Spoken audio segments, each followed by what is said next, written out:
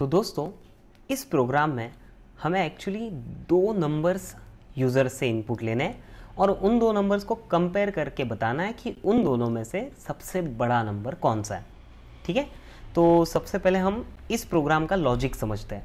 देखिए, for example अगर मैं दो नंबर्स लेता हूँ, दो वेरिएबल में स्टोर करेंगे हम, तो मान लो ये दो नंबर्स है, x में है 10 और y में है 3। अगर मैं इन दो नंबर्स को जो आपके अभी स्क्रीन पे दिख रहे हैं इनको कंपेयर करूंगा तो मुझे कौन सा ऑपरेटर यूज करना पड़ेगा? Yes, that is relational operator. तो रिलेशनल ऑपरेटर हमें पता है ग्रेटर देन होता है, लेस देन होता है, उससे ही हम कंपेयर करने वाले हैं। तो अगर मान लीजिए इस केस में मैंने बोला x is greater than y।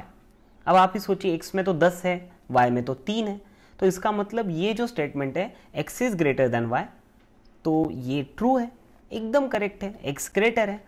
और अगर x ग्रेटर है तो हमारा कंपैरिजन ऑपरेटर बताएगा कि हाँ ये ट्रू है और हम प्रिंट करेंगे x की वैल्यू। अगर मान लीजिए, अब दूसरा एग्जांपल देता हूँ, मान लो x में मैंने स्टोर कर दिया 3 और y में कर दिया 10, रिवर्स कर दिया। अब अगर मैंने लिखा x is greater than y, तो क्या ये स्टेटमेंट ट्रू है? नहीं, ये तो फॉल्स है।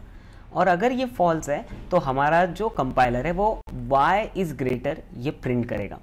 देखो लॉजिक बड़ा सिंपल है, अगर x ग्रेटर है तो x प्रिंट होगा, अगर x लेस है तो y ग्रेटर ये प्रिंट होगा। अब इसे एक्चुअली हम कैसे इंप्लीमेंट करेंगे हमारे प्रोग्राम में, चलिए देखते हैं। तो इस चीज के लिए हम यूज करेंगे इफ एल्स स्टेटमेंट। तो इफ एल्स स्टेटमेंट कैसे होते हैं? अगर मैं लिखता हूं if x is greater than y, अगर x ग्रेटर है y से तो मैं प्रिंट करूंगा greater number is x is greater. अगर इन केस अगर मैं अभी बोलता हूं कि x ग्रेटर नहीं है, अगर वो इफ का स्टेटमेंट जो है वो फॉल्स आया, वो गलत आया, तो उस समय प्रिंट हो जाएगा एल्स में प्रिंट y इज ग्रेटर।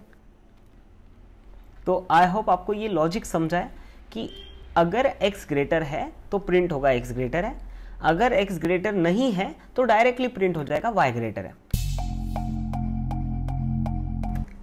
तो चलिए दोस्तों, हम हमारा प्रोग्राम जो है शुरू करते हैं। इसके लिए सबसे पहले हमें दो वेरिएबल्स चाहिए, तो मैं उन्हें डिक्लेयर करता हूँ इंटीजर x, y। ठीक है, मैं यहाँ पे उन्हें सिर्फ और सिर्फ डिक्लेयर कर रहा हूँ, यहाँ पे इनिशियलाइज नहीं करेंगे हम यूज़र से ही वैल्यू लेंगे।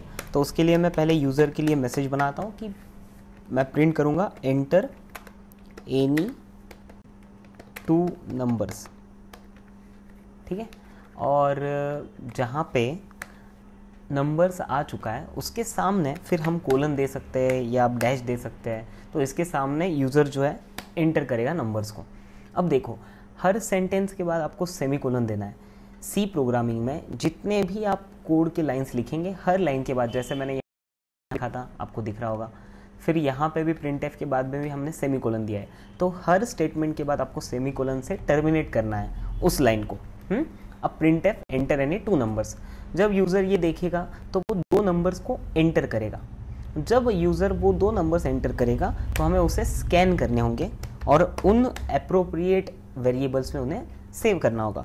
तो मैं स्कैनएफ लूँगा और डबल कोटेशन में मैं लिखूँगा, अब देखो यहाँ पे इंटीजर है तो we have to take %d। तो %d फर्स्ट वेरिएबल के लिए एंड %d सेकेंड वेरिएबल के लिए। फिर उसे हम सेव करेंगे कॉमा। अब यहाँ पे सेव करते समय हमें m% ये ऑपरेटर यूज़ करना होगा, एड्रेस ऑफ, मतलब m% ऑफ x लिखा तो x के एड्रेस में स्टोर होगा, कॉमा m% ऑफ y लिखा तो दूसरा जो भी नंबर है वो y में सेव होगा। तो यहाँ पे क्या हो रहा है, एंटर एनी टू नंबर्स, ये मैसेज आएगा। वो आने के बाद में यूज़र दो नंबर्स को एंटर करेगा, पहला नंबर जाएगा x में, दूसरा नंबर जाएगा y में।